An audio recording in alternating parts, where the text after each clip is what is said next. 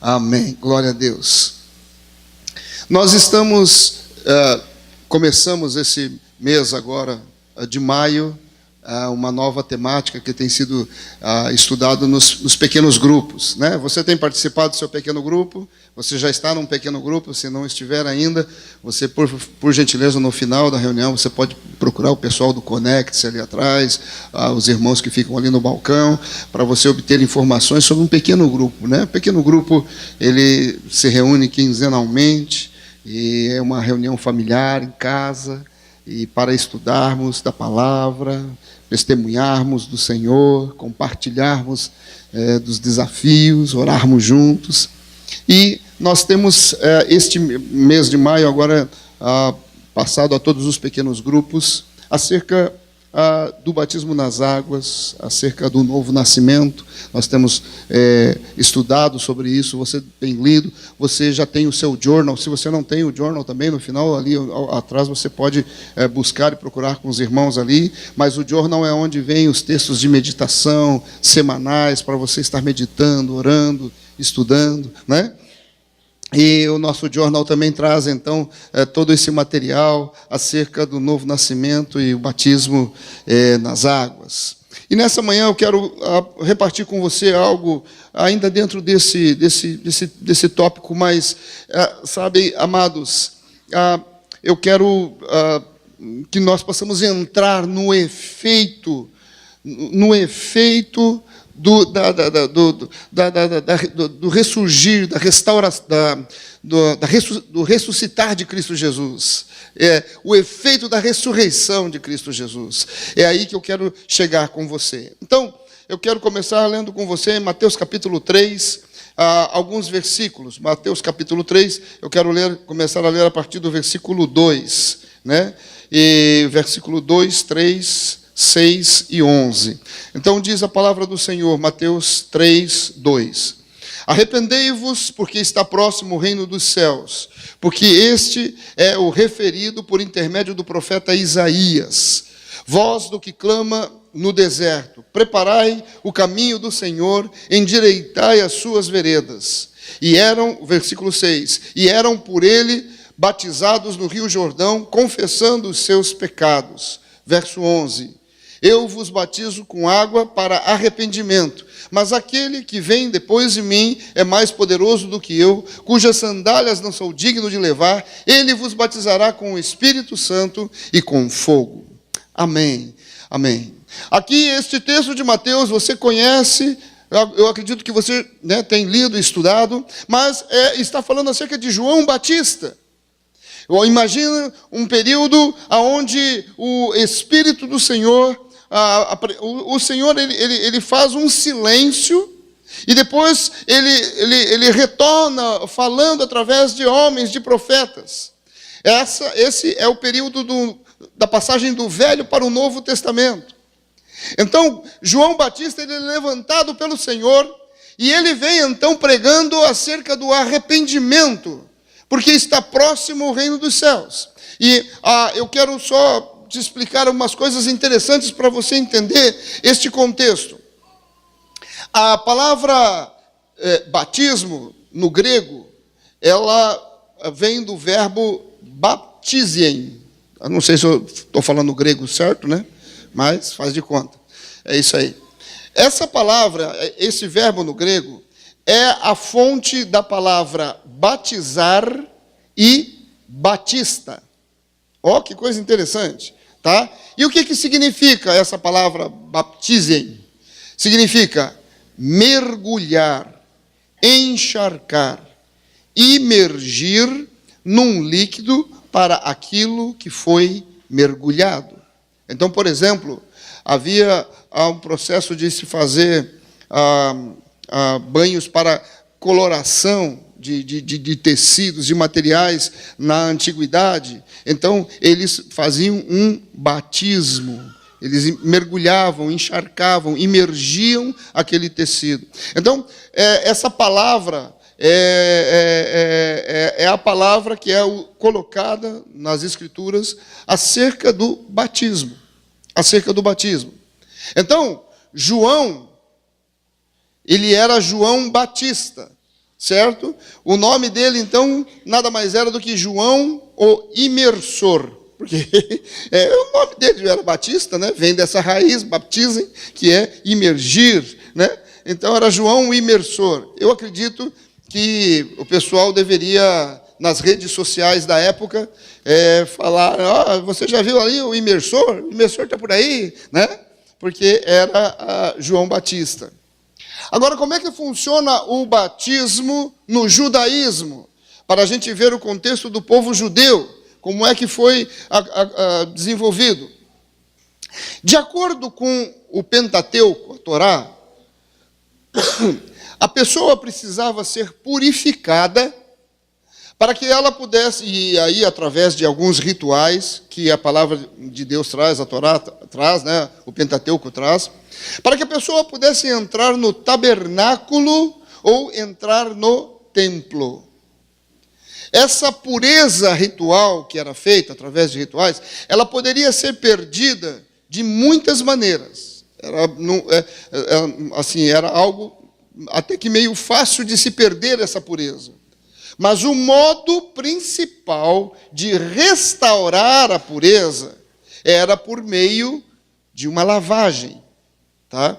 Depois você pode estudar o livro de Levítico, e no livro de Levítico você vai ver o quão frequente o assunto é mencionado, esse assunto de purificação, de lavagem. Por isso, um dos elementos que faziam parte do tabernáculo era uma bacia de lavagem. Por quê? Porque era um ritual de purificação, de lavagem, de limpeza.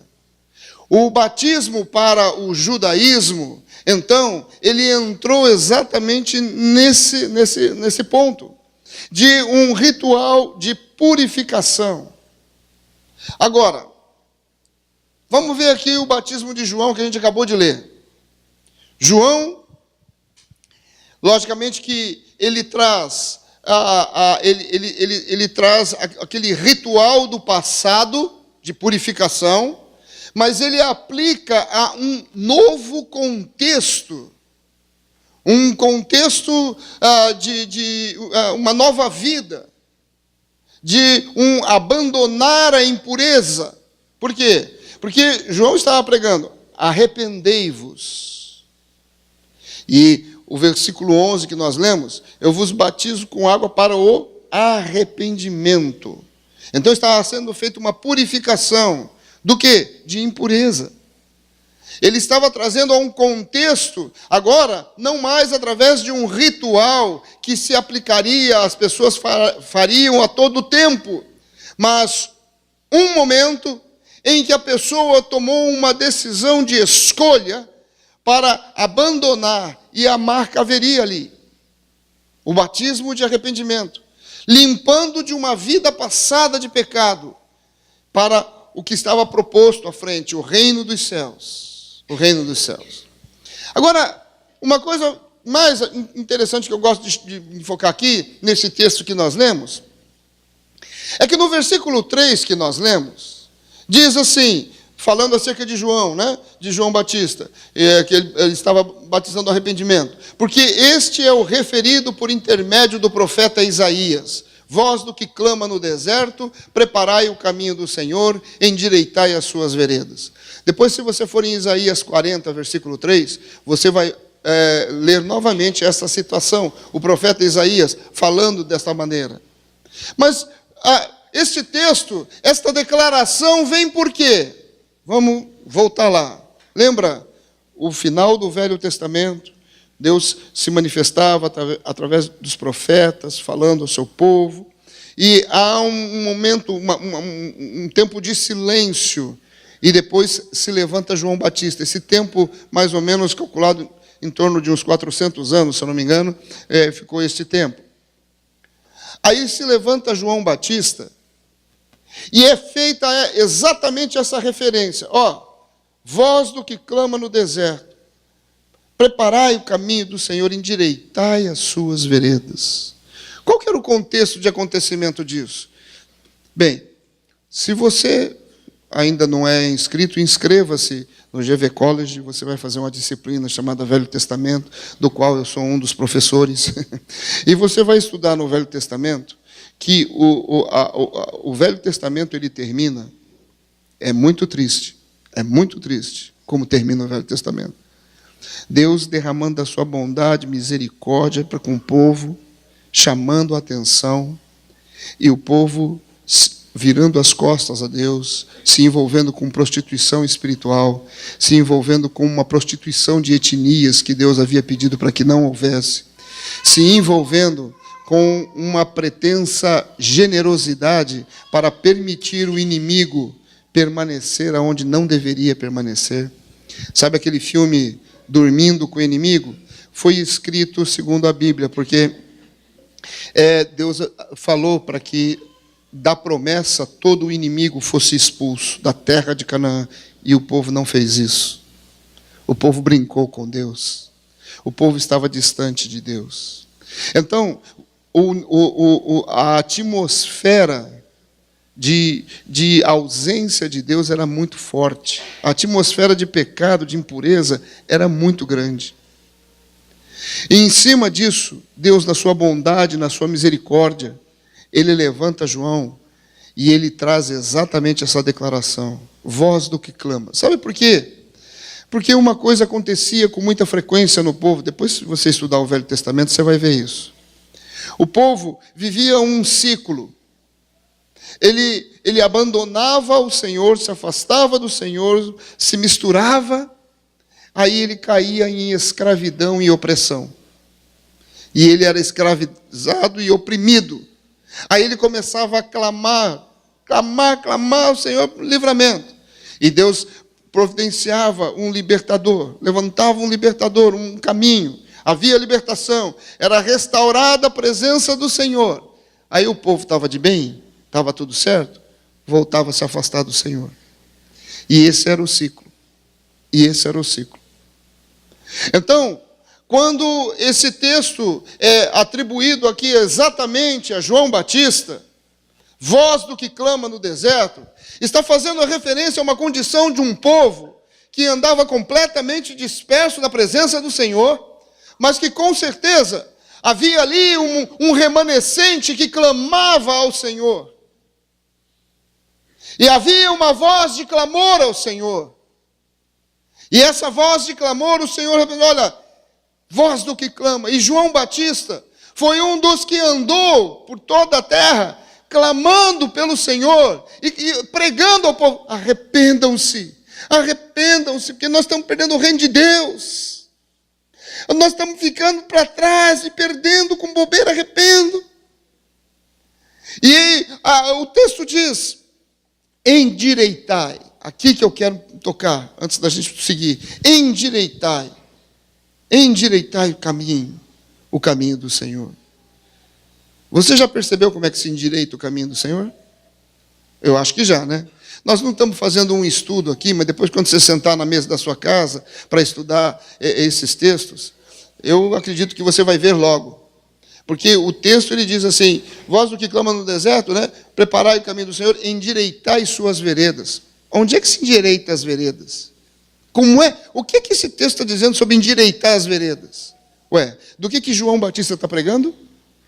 Arrependimento. Então, como é que endireita uma vereda? Arrependimento. Então, uma primeira ação das nossas vidas, e isso não é só para um novo nascimento, não, queridos. Em qualquer momento da nossa vida que nós estejamos vivendo, se nós estamos afastados do Senhor, distantes do Senhor, a primeira ação nossa, e isso é decisão nossa, e isso é desejo nosso, a primeira decisão, se eu quero endireitar e restaurar com o meu Senhor, é arrependimento. É arrependimento. Sem arrependimento, você vai ficar no sofrimento. Até para rimar.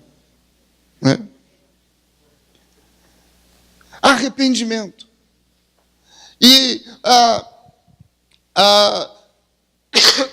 desculpa, estou meio saindo de um processozinho aqui meio.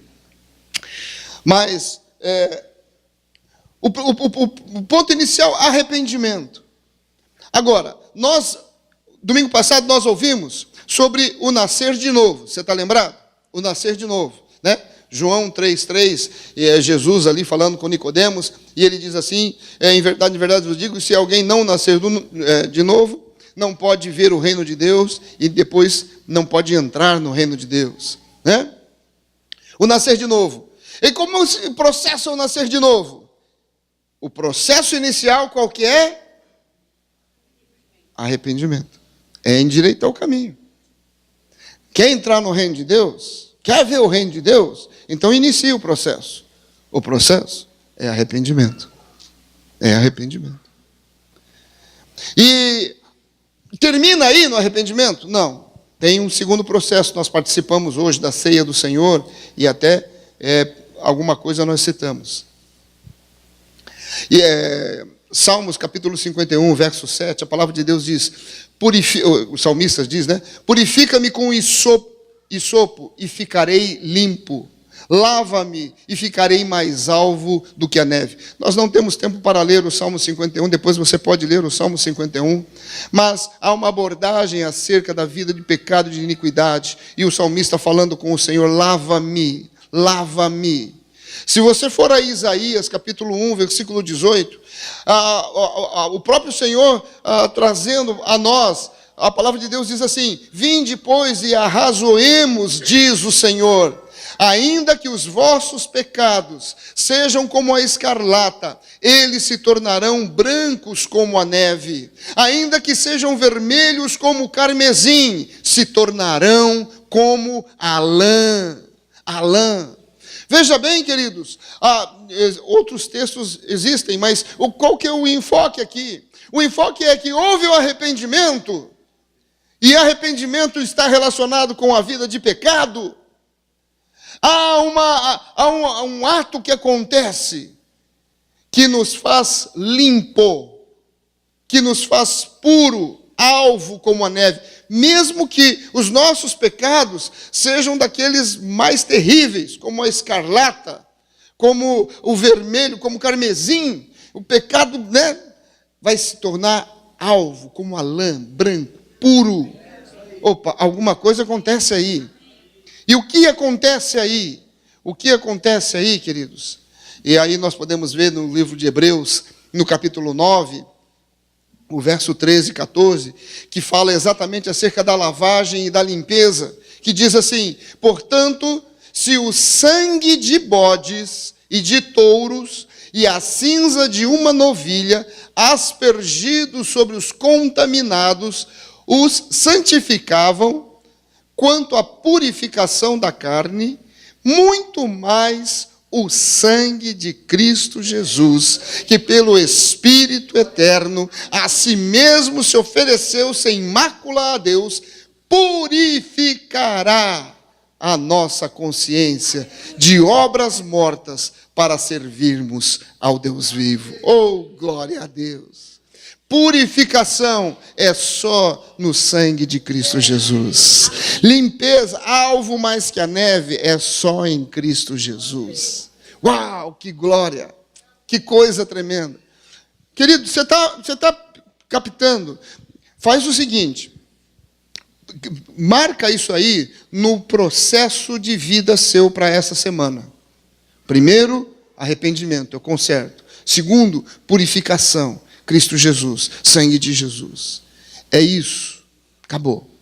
É isso. Eu estou limpo, puro, para estar na presença do Pai. Que coisa linda. Você começa a perceber quanta bobagem você fez, pensando que isso ia ajudar você a ficar mais puro. Você começa a se lembrar de tanta coisa que você fez, né? Eu tenho que fazer para poder ser, e não precisava. Começa, eu não sei, bem, eu acredito aqui que ninguém pagou penitência, né? Mas talvez você tenha pago penitência pensando, eu vou fazer isso para que eu possa ser perdoado. Não, não é nada disso, nada disso. Nosso Deus é muito bondoso, Ele é cheio de graça, Ele é tremendo. Amado, que coisa linda, maravilhosa, o efeito da purificação. Então, nós vimos o batismo de João, certo? Agora vamos ver o batismo de Jesus. Porque João diz ali que viria Jesus, que ele não é digno de desatar as sandálias e que ele purificaria com fogo e com o Espírito.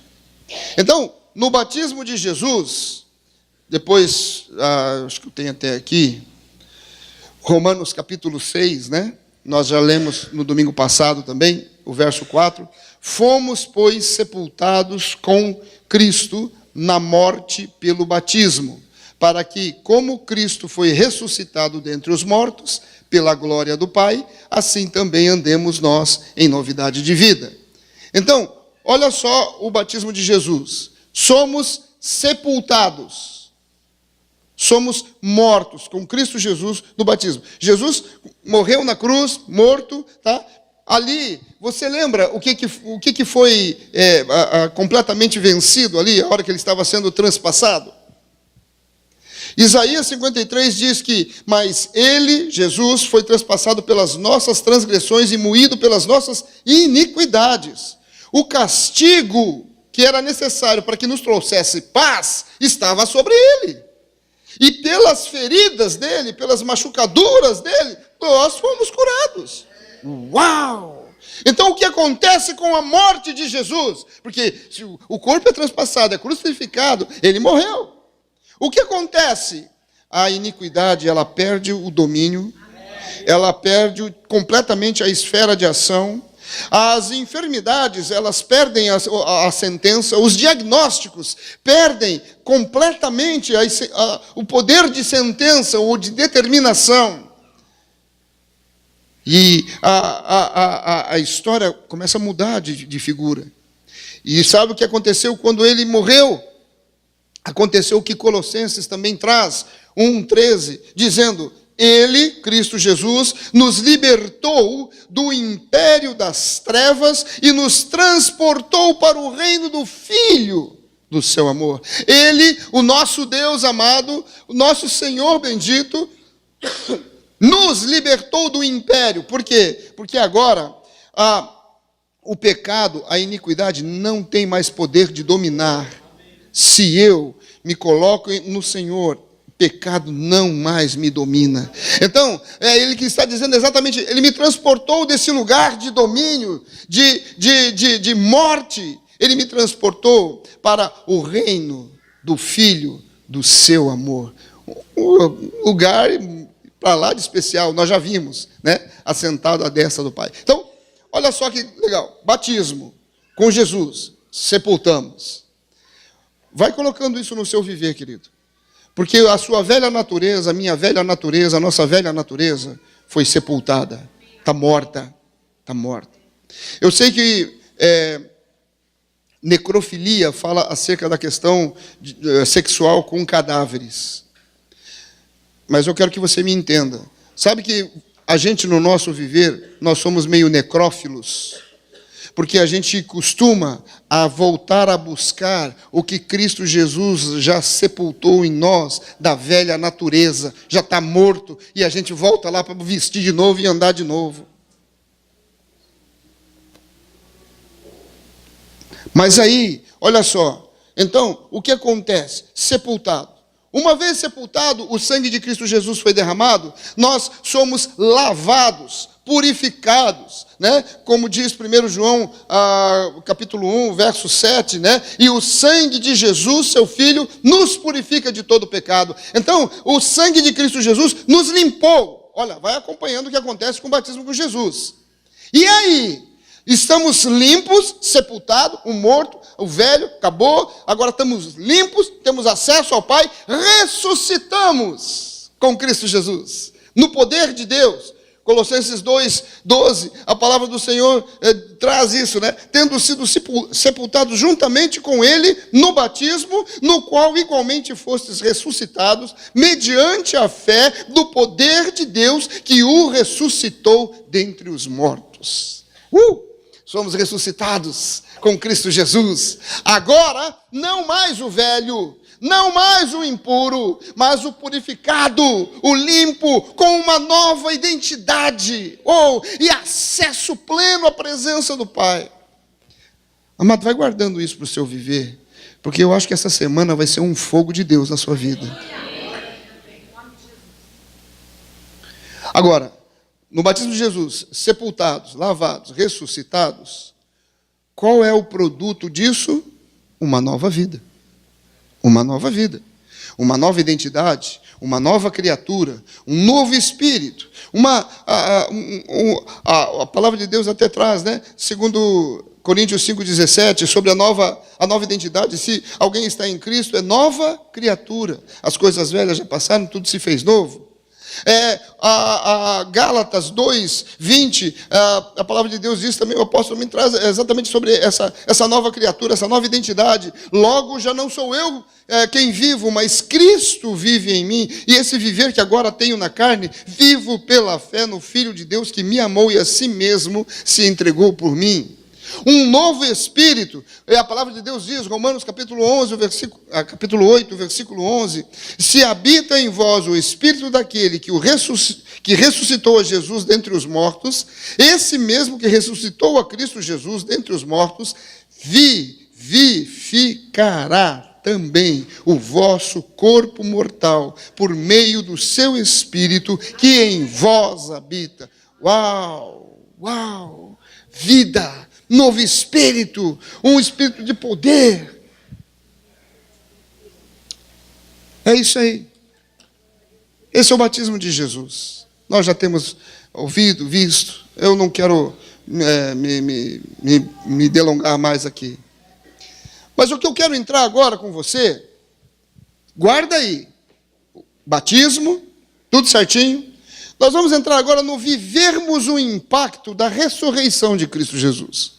Porque eu penso que às vezes nós não nos atentamos muito para o efeito da ressurreição. Nós não temos a atenção, assim, não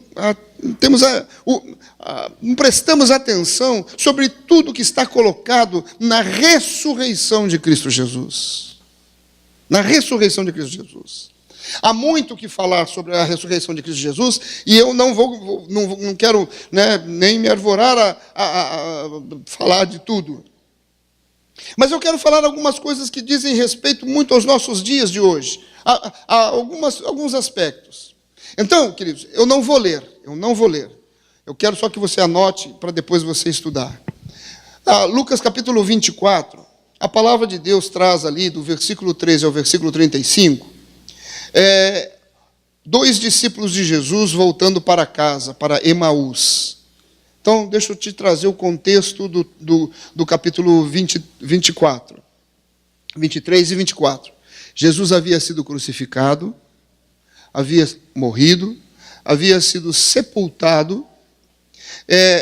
No primeiro dia da semana, as mulheres foram até o túmulo de Jesus. Maria não encontrou vazio. E o anjo havia ministrado a elas, e elas voltaram rapidamente. E aí entra o capítulo 24, e a partir do versículo 3, começa a citar acerca de dois dos discípulos de Jesus que voltavam para Emaús. E isso aconteceu provavelmente, acredito eu, né, no domingo, segunda-feira, logo depois da morte de Jesus. Então, olha só, eu quero ver com você algumas coisas aqui bastante interessantes. Esses dois discípulos, eles voltam, o texto aqui, versículo 13, né? Naquele mesmo dia, dois deles estavam de caminho para uma aldeia chamada Emaús, distante de Jerusalém, 60 estágios, e iam conversando a respeito de todas as coisas sucedidas. Então, aqueles dois, você imagina, dois discípulos que seguiam a Jesus, vendo Jesus pregar do Evangelho, multidões seguindo, pessoas sendo libertas de demônios, pessoas sendo curadas, pessoas sendo transformadas. Havia uma atmosfera de vida, de mover. Havia algo proposto, apesar de não ter sido proposto dessa forma, mas havia ali uma proposição de que o império, o reinado que estava operando sobre toda Israel, cairia, porque um novo rei estava sendo levantado. ressuscitado. Então havia uma atmosfera tremenda, mas o principal ponto era a atmosfera do agir do Espírito de Deus, do mover de Deus, da presença do Senhor. E Cristo Jesus pregando, Cristo Jesus anunciando, falando com os seus discípulos.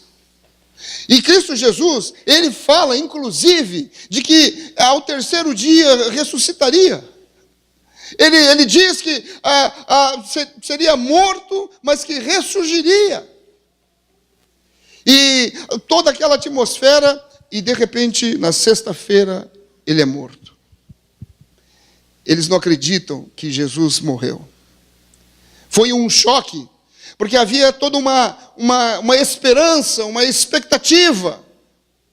E Jesus morreu. Ele foi colocado num túmulo. Acabou. Aquilo entrou como um quebrar de esperança, um frustrar. Aqueles discípulos talvez estivessem indo pelo caminho, entristecidos, incrédulos, sabe, queridos? Porque, puxa, tudo que havia sido pregado não aconteceu, mas destruiu tudo, acabou, morreu. Aqueles 2 discípulos, eles pararam na morte. E eles ficaram ali. Eles estavam indignados porque o mal havia vencido. E eles estavam num caminho de fuga, voltando para Emaús. Eles estavam acompanhando o chamado, mas morreu. Vamos voltar para Emaús. Vamos fugir para embora.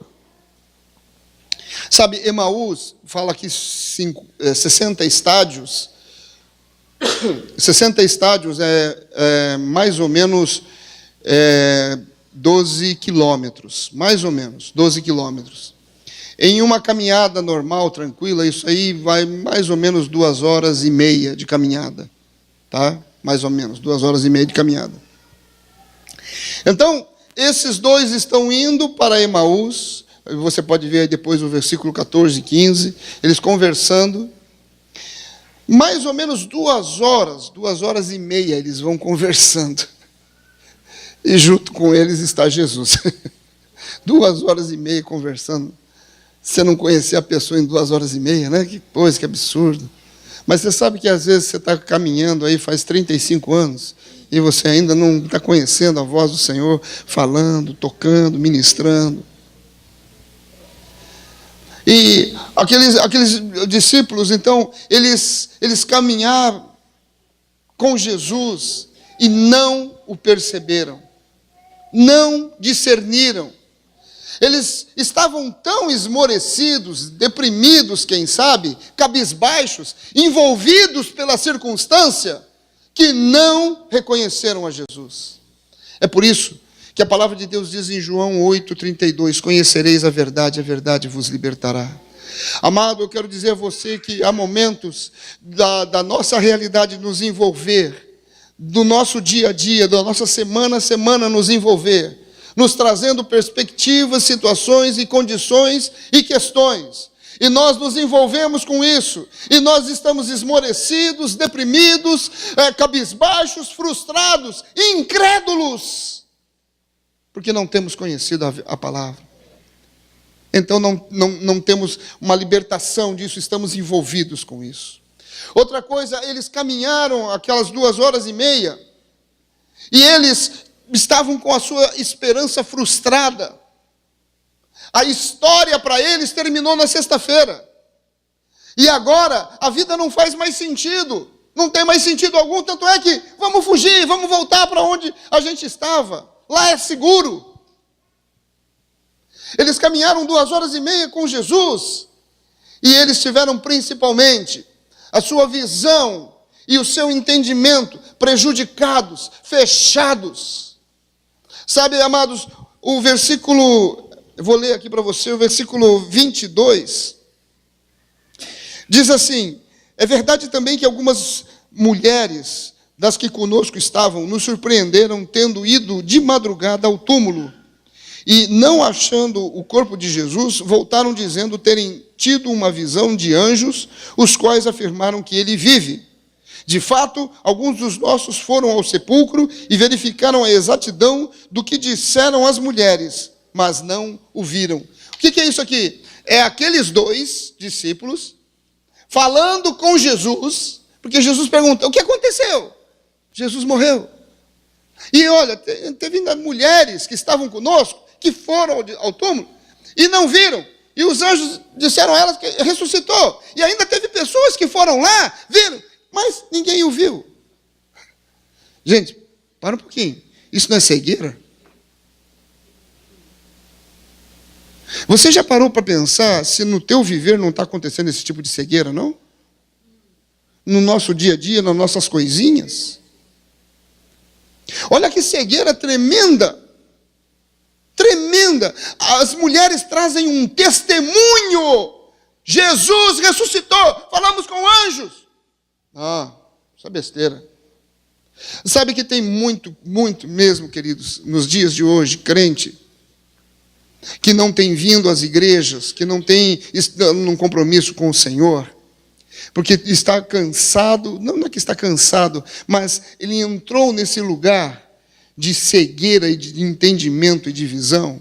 Então, um testemunho, uma ação do Espírito do Senhor, uma cura, um milagre, uma salvação, que é isso, não é isso não. Não vibra, não tem mais vida, não tem mais pulsar, porque está cego de entendimento. E aqueles dois voltavam dessa forma, não atentando ao testemunho, com incredulidade, porque você não atenta a um testemunho quando você está incrédulo. Você não atenta ao efeito do poder, do governo, da soberania do Senhor, quando você está incrédulo. E aí, meu querido, o mal vence mesmo. O mal vence. Mas vamos ver, o que eu quero ver com você. Jesus, deixa eu ver aqui, que eu não posso passar da hora. O impacto da ressurreição. O impacto da ressurreição. A ressurreição de Cristo Jesus, o impacto que produz. Olha só que coisa linda nesse texto mesmo de Emaús. Eu vou ver com você o versículo 26. Vou ler aqui o versículo 26 e 28. Porventura não convinha que o Cristo padecesse e entrasse na sua glória? E, começando por Moisés, discorrendo por todos os profetas, expunha-lhes o que a seu respeito constava em toda as Escrituras. Quando se aproximavam da aldeia para onde iam, fez ele menção de passar adiante. Versículo 31. Então se lhe abriram os olhos e o reconheceram, mas ele desapareceu da presença deles. O que já havia acontecido aqui? Aqueles dois andando pelo caminho, conversando junto com Jesus. Jesus prega das Escrituras, explica a palavra de Deus. E aí, aqueles dois, Jesus falando eu vou tocar o barco, vou seguir, aqueles dois chegando em Emaús, eles falam assim, Jesus, depois você pode ler, um dos versículos fala que eles falaram assim, já é tarde, é noite, fica conosco, é perigoso, não vai, fica conosco. E Jesus então entra e eles participam do pão, da ceia, ali partem o pão, e os olhos daqueles dois são abertos, e eles reconhecem a Jesus. Sabe o impacto da ressurreição? Olhos abertos e entendimento pela explicação da palavra. Jesus ficou explicando a palavra, falando a palavra, os olhos foram abertos, houve entendimento. Sabe, não estudar a Bíblia, o estudar a Bíblia vai, sabe, abrir os seus olhos. O não estudar a Bíblia vai levar você a ser um crente de olhos tapados. Que você vai olhar, mas não vai enxergar. Vai ouvir, mas não vai entender. Vai ter evidências, mas não vai crer. E aqueles dois discípulos, então, eles têm os seus olhos abertos. E eles reconhecem a Cristo Jesus. E Cristo Jesus desaparece. Ele vai embora. O texto que nós lemos. Mas o impacto da ressurreição de Cristo Jesus na minha, na sua vida, é termos os olhos abertos. Queridos, eu digo para você, essa semana vai ser de fogo de Deus sobre a sua vida. Com os olhos abertos, andando sobre os seus dias, queridos. Sobre a sua semana, sobre os seus negócios. Olhos abertos, olhos abertos. Um segundo impacto da ressurreição de Cristo Jesus, queridos, que eu vejo aqui no versículo 29 e o versículo 32. Mas eles o constrangeram, dizendo: fica conosco, porque é tarde, e o dia já declina. E entrou para ficar com eles. E o versículo 32.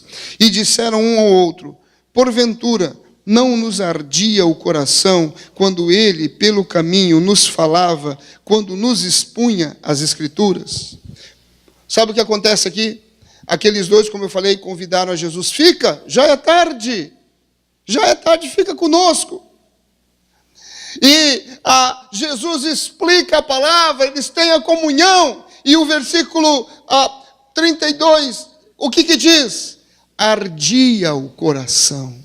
Ardia o coração daqueles homens, já pelo caminho, por causa da comunhão com Cristo Jesus, a comunhão da presença do Espírito do Senhor. O coração ardia.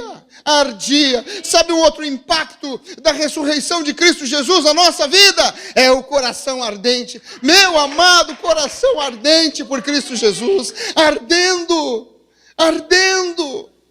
na sua vida, no seu viver, o ardendo por Jesus, o querendo mais estar em comunhão com Jesus. Eles estavam em comunhão com Jesus. Sabe, aquela chama lá dentro, a chama do Espírito do Senhor, que a caminhada para Emaús, os acontecimentos podem tentar ofuscar, ela volta a ser incendiada pelo sopro da comunhão do Espírito, pelo sopro da comunhão do Espírito Santo. Sabe, a chama dentro, queimando, ela tira as cinzas para fora, a frieza vai embora, a escuridão desaparece, a chama do Espírito, o Espírito sopra e reacende brasas que estavam como que para se apagar, mas reacende o gozo da intimidade com Jesus. Oh, que coisa tremenda. Isso é o impacto da ressurreição de Cristo Jesus. E um terceiro aspecto e último que eu quero encerrar aqui. Deixa eu ver se eu estou no horário. Estou no horário.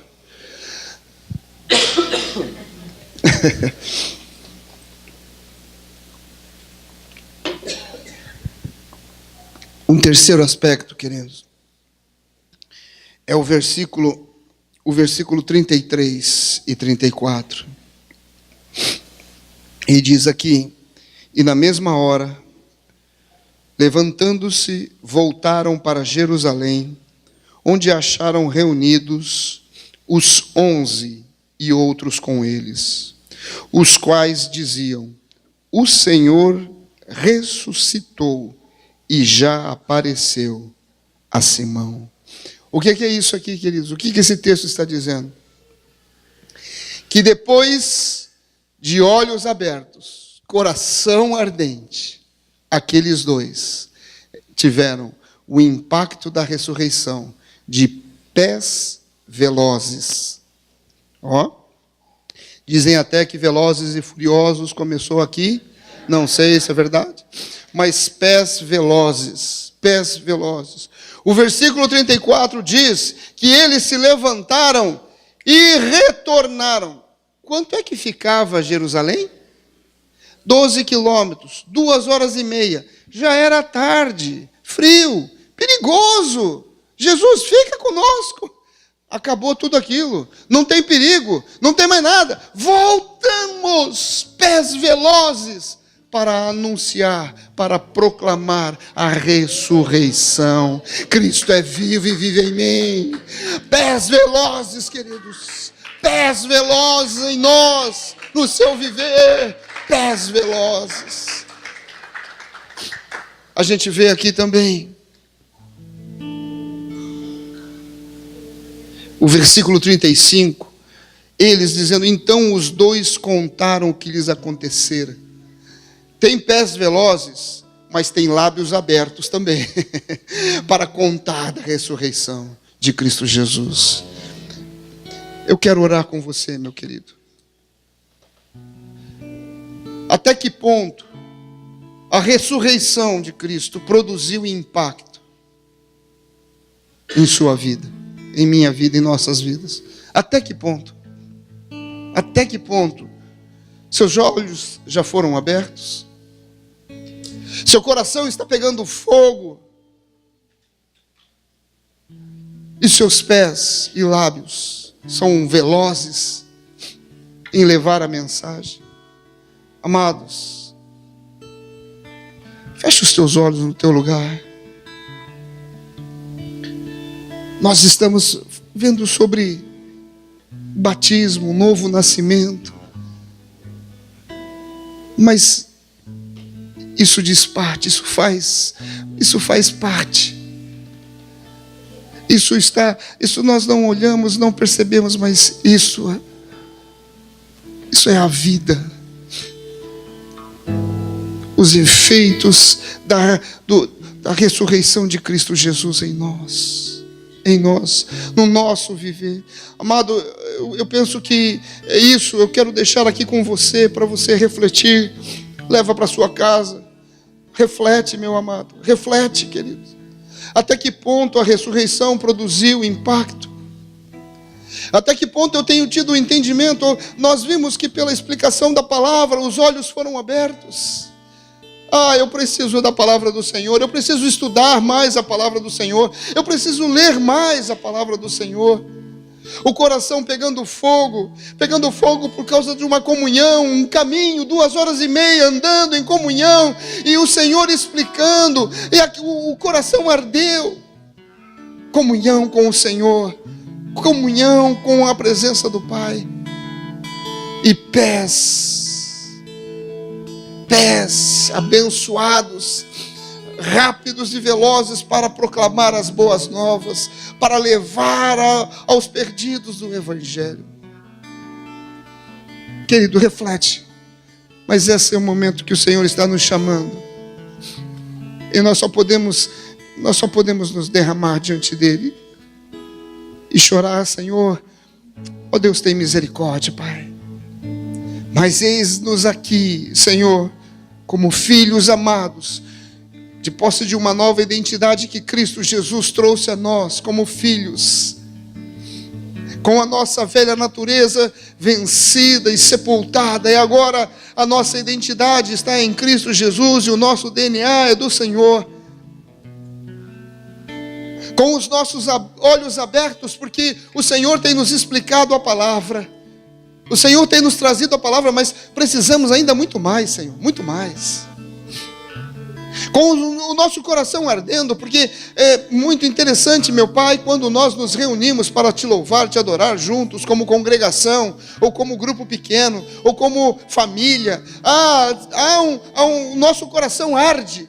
Mas há necessidade de muito mais, Senhor. Nós queremos muito mais essa intimidade, o arder do nosso coração durante todo o dia, mesmo diante dos momentos de trabalho, de afazeres, mas o nosso coração ardendo pela Tua presença, os nossos olhos abertos, percebendo o Senhor ali conosco, o Senhor andando. Pai, e nós estamos rápidos em aproveitar as oportunidades, com os nossos pés, os nossos lábios, levando da mensagem do Evangelho. Senhor, nós precisamos de mais. Nós estamos aqui dizendo: nós queremos mais, Pai. Senhor, dessa forma eu vejo Florianópolis, sabe, Senhor, nas esquinas, pessoas se derramando diante de Ti. Dessa forma eu vejo nas ruas, pessoas sendo curadas e tocadas pelo Teu poder. Dessa forma eu vejo no meio das empresas, das lojas, nas escolas, Senhor, nas universidades, nos lugares de convívio, de lazer, o Teu Espírito Santo, o Senhor operando, Pai. O Senhor operando. Pai, sim. E dessa forma, Senhor, nós estamos agora como congregação orando a Ti. Eis-nos aqui. Queremos ser, Pai, e queremos andar exatamente nesta proposição da tua parte, Senhor. Sendo, ó Deus, sendo vidas que fluem o impacto da ressurreição de Cristo Jesus. Nós oramos assim, Pai, em nome do Senhor Jesus e para a tua glória. Amém e amém. Amado, que a graça e a unção do Senhor Jesus Cristo seja sobre a sua vida. Eu creio numa semana tremenda, queridos.